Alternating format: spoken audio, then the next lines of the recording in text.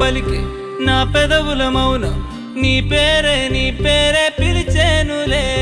నీ పిచ్చితోనే అల్లాడే ప్రాణం నిన్నే